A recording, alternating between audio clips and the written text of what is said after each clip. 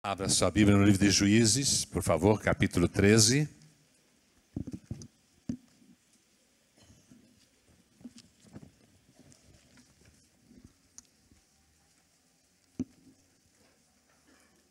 Livro de Juízes,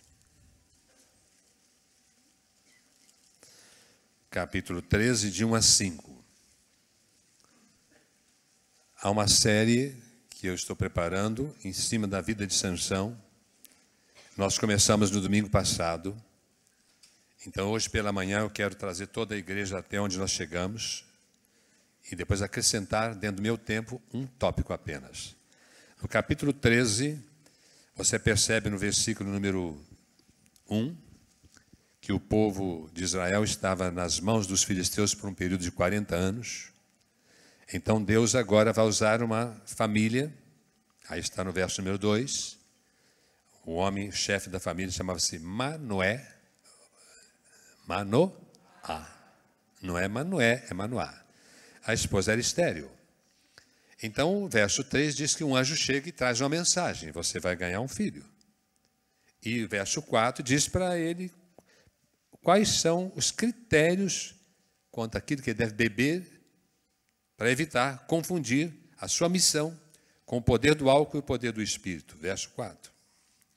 E no verso número 5 diz que ele era nazireu de Deus, ou seja, um homem consagrado a Deus.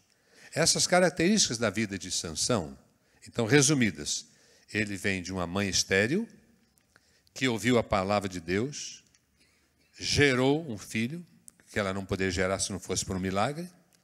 O modo dele viver está aí. Ele se tornou um homem consagrado e um homem dependente do Espírito de Deus. Agora, repita isso para a sua vida. Eu pergunto, você pode passar as características de Sansão para a sua vida hoje? Você nasceu do alto? João 3:3. Diga: eu tive um novo nascimento. Está claro ou não? Você ouviu a palavra em 1 Pedro 1:23, a palavra que é a palavra que entrou no seu coração e gerou gente nova? Diga: eu ouvi a palavra, criei e tive um novo nascimento. Agora, se você ouviu a palavra, creu e teve um novo nascimento, você também tem um novo modo de viver. Diga: tenho um novo modo de viver. 1 João 2:6. Você não é como qualquer pessoa, assim como Sansão não era como qualquer pessoa. Você tem um novo estilo de vida dado por Deus para você. E assim como Sansão era um homem dependente do Espírito Santo, toda pessoa convertida é santuário, habita no coração dela o poder do Espírito Santo de Deus. Então eu digo: o Espírito Santo de Deus habita na minha vida. Está claro? Até aqui está claro? Você é convertido mesmo? Teve uma experiência de conversão? Você é uma gente nova? Tem um procedimento novo? O Espírito de Deus habita na sua vida? Então diga: graças a Deus. Diga aí: glória a Deus por isso. Até aqui nós estamos juntos. Agora, apesar de toda a força de Sansão, você sabe que esse homem entrou em fraqueza. Tá certo? Grande parte da sua fraqueza está revelada aqui. Mas eu gostaria de chamar a sua atenção para o fato de que ele, na sua fraqueza, foi quando ele teve as tranças da sua cabeça rapada. Capítulo 16, versículo 19. Então ela fez dormir sobre os seus joelhos, chamou um homem, rapou-lhe as 7 tranças do cabelo da sua cabeça. Começou a afligi-lo, retirou-se dele a sua força. Esse homem forte, esse homem incomum, agora vai passar por um período de fraqueza muito grande, de humilhação, de perdas, de acanhamento, de vergonha.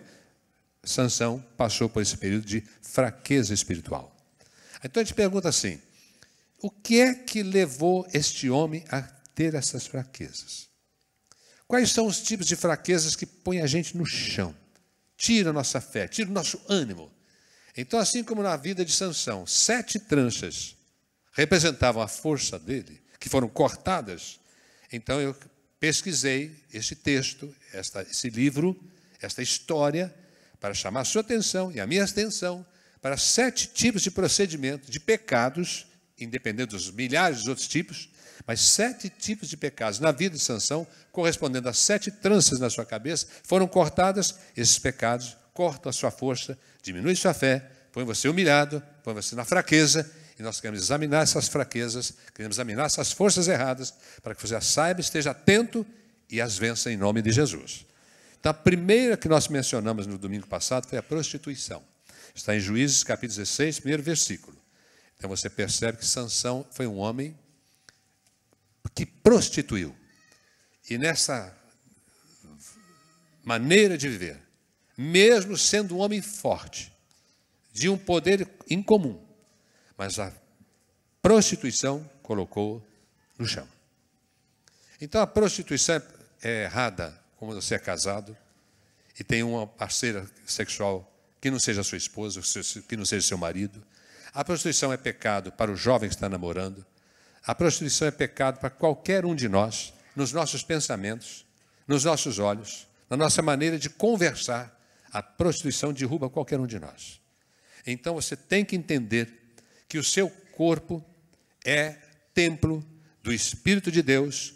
1 Coríntios 6,19, ou você não sabe que o seu corpo é templo do Espírito de Deus que habita em você e você não pertence a você mesmo, você pertence a Deus? Diga assim, pertenço a Deus. Fora a prostituição. Vamos repetir isso aí? Pertenço a Deus. Fora a prostituição. A segunda coisa que enfraqueceu Sansão foi o fato de que ele, depois de vingar-se dos seus inimigos, dos filisteus, eu estou encurtando a história, o próprio povo dele tomou a decisão de amarrá-lo e entregá-lo aos filisteus para que eles pudessem, então, cumprir o que desejassem na vida de Sansão, vingando-se dele. Então, aí, Sansão passa por aquilo que nós chamamos de decepção. Como é que alguém da minha terra, do meu sangue, da minha pátria, me entrega para ser escravizado? E você vai encontrar nas Escrituras Sagradas alguns tipos de comportamento que levam a gente a afundar. Comportamentos de irmãos em Jesus. E esse tipo de comportamento põe qualquer um de nós no chão.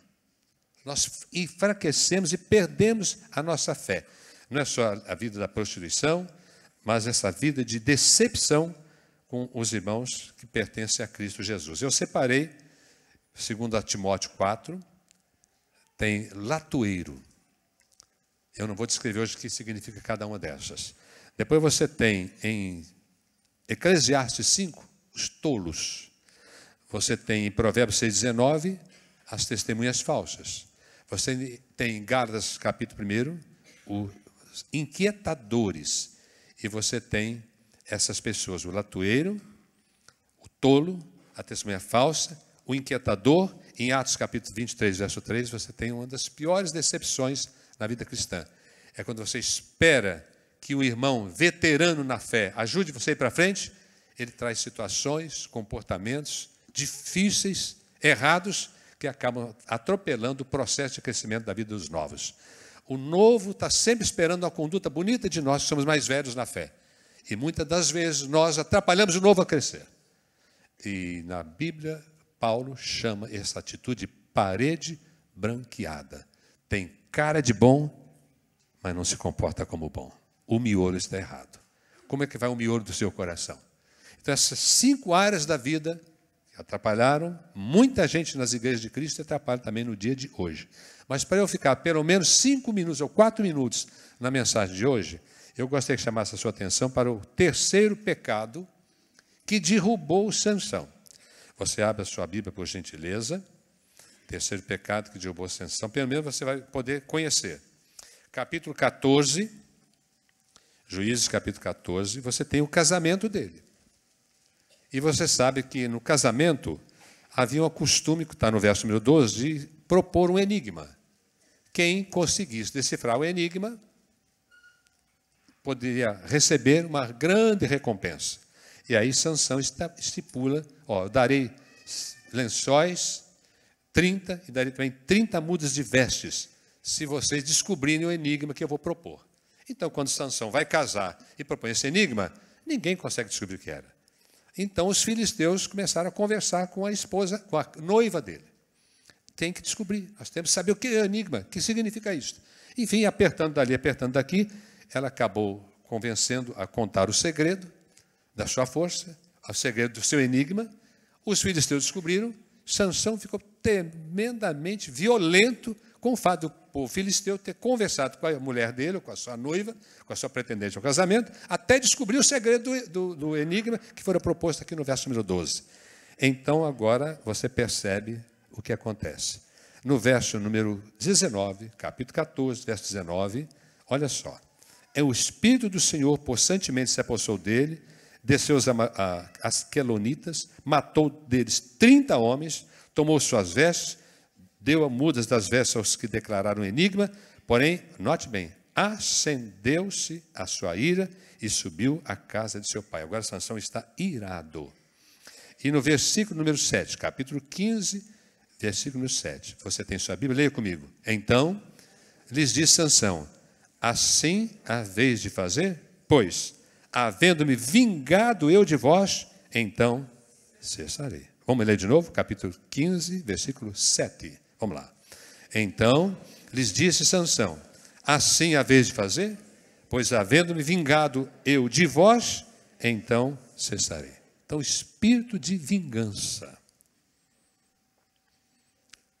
Espírito de vingança. Quando nós abraçamos o espírito de vingança, quer dizer que nós não conseguimos perdoar a ofensa, o mal que alguém nos fez. E Sansão, vendo que os filisteus conseguiram chegar à descoberta do seu enigma através da esposa dele, e depois a própria esposa foi dada como esposa de um outro homem, não dele, ele ficou doido. E aí veio o espírito de vingança. Ele deveria perdoar, mas não perdoou. Porque a palavra de Deus é muito clara, que a vingança pertence a Deus. Nós somos crentes, não podemos nos vingar de ninguém e de nada. Romanos, capítulo 12, versículo 19. Então, agora, com essa abertura, apenas com essa abertura, para você entender para onde nós estamos indo, eu queria apenas que você abrisse a sua Bíblia, só para nós sabermos, não vamos fazer mais nada nesta manhã. Abra a sua Bíblia no Evangelho de Mateus, capítulo 18.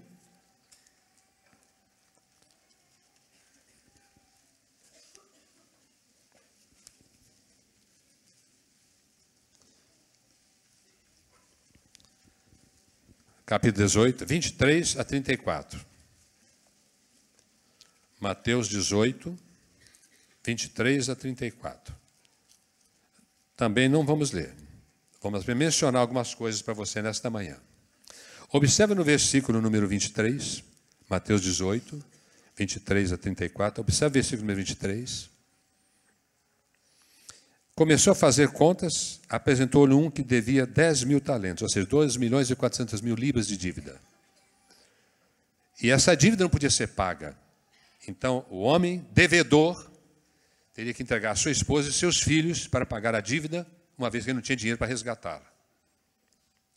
Então, às vezes, nós não perdoamos as pessoas porque a dívida é grande demais. Dá para entender? Às vezes o que a pessoa fez a você é pesado demais. Custou muito e vai custar muito. E você não consegue conceder perdão, porque o que foi feito à minha pessoa foi grande, foi peso demais, é impagável. E quando nós não perdoamos, independente do tamanho da dívida que a pessoa tenha feito a você, não estou me referindo à dívida financeira, à dívida de tratamento, tá certo? A dívida de comportamento. Quando você não consegue perdoar, você tem consequências graves. Não só na dívida grande, mas também na dívida pequena. Por exemplo, verso 28, dê uma olhadinha lá. Saindo, porém, aquele servo encontrou um dos seus conservos que lhe devia 100 dinheiros, ou seja, 500 libras. Gente, de 2.400.000 libras para 500 libras você enfia no bolso. E este homem, que havia sido perdoado da fortuna de 2.400.000 libras, não conseguiu perdoar quem lhe devia 500 libras. Isso ensina para nós uma coisa, que às vezes nós pensamos que o problema que foi criado é tão pequeno que não precisa dar perdão. Então, às vezes é grande demais a ofensa que você teve e você não consegue perdoar. Mas às vezes é pequena demais, você acha que é coisa irrisória, não precisa mexer com perdão. Agora, quando nós não perdoamos, há várias consequências. A primeira é financeira, como você pode encontrar lá no versículo que nós acabamos de ler.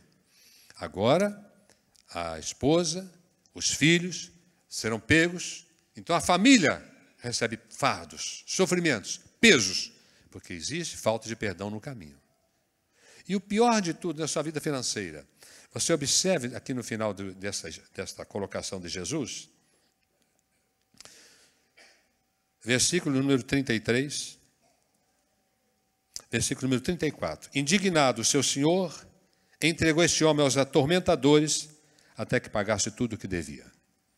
E o pior de tudo na dívida, na falta de perdão, na vingança, é que nós ficamos suscetíveis a ataques demoníacos.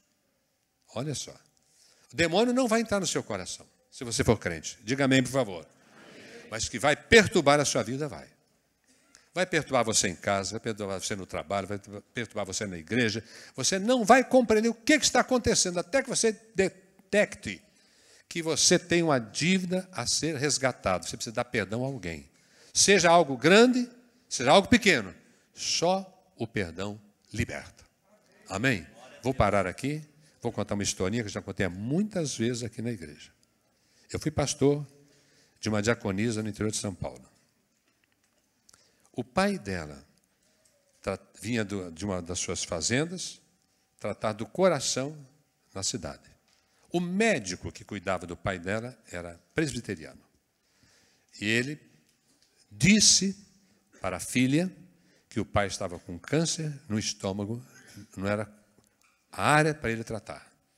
Antes de a filha colocar o pai para tratamento no hospital do câncer, ela resolveu me procurar para nós conversarmos e orarmos pelo seu pai. Foram à minha casa, lembra-me disso como se fosse agora, na minha sala de visitas em casa. Eu perguntei ao pai daquela irmã, antes de qualquer coisa, você tem raiva de alguma pessoa? Você gosta de se vingar de alguém que fez um mal a você? Ele falou, claro, pastor. Se eu pudesse, hoje eu mataria o meu pastor. Bem que não era eu, irmãos. Então, eu disse, então hoje o senhor vai sair curado da minha casa. Irmãos, esse homem via demônios nos pés de café. Demônio. Pastor, eu entro na minha propriedade, está assim de demônio, eu vejo demônios nos pés de café. Não tem mais sossego. Acabou a minha vida. Levei a perdoar o pastor dele pelo que havia acontecido. Ele deu perdão. Aí, passado algum tempo, eu procurei aquela irmã. Diga agora, como é que está seu pai? Pastor, olha, essa é a frase dela. Meu pai está gordo igual um porco. E prega nas praças com o pastor que ele perdoou. Diga glória a Deus. Curva a sua fronte. Há alguma coisa no seu coração. Há alguém que te feriu. Há algum tratamento que machucou você. Dê perdão nesta hora.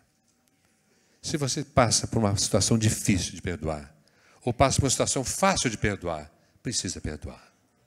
Precisa perdoar. Abra mão da vingança para que você prospere em nome de Jesus. Levante a sua mão se você tem uma dessas situações. Não precisa vir à frente. Levante bem alta a sua mão, por gentileza. Eu tenho visto. Olha, quantos de nós? Baixe a sua mão agora. Vamos orar.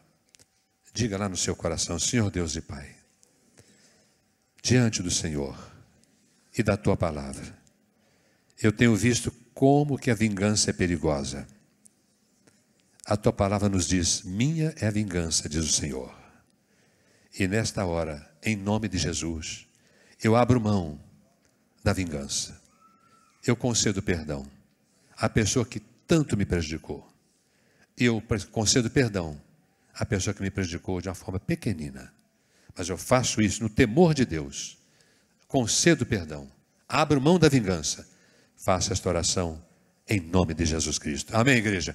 Vamos aplaudir o Senhor, por gentileza.